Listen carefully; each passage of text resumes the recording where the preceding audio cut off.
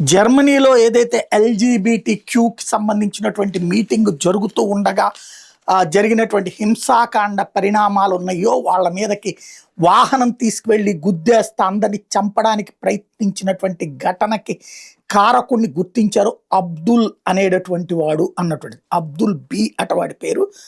వాడు అప్పటి నుంచి తప్పించుకు తిరుగుతూ ఉంటే తాజాగా జర్మనీ పోలీసులు ట్రాక్ చేశారు వాడిని. ఆ పైన కాల్చి చంపారు.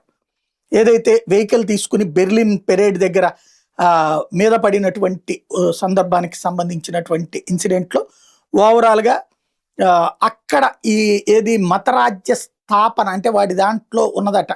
వాళ్ళ మతాచారాల ప్రకారం ఇది నిషేధం, ఇట్లాంటిది చెయ్యడం అంటే జర్మనీ వాళ్ళ మత దేశం కిందనే ఆడు ఫీల్ అవుతున్నాడట. దీన్ని అనుమతించడం తమ మతాచారాలకు విరుద్ధం కాబట్టి ఈ ఘాతుకానికి పాల్పడ్డానని చెప్తున్నాడు.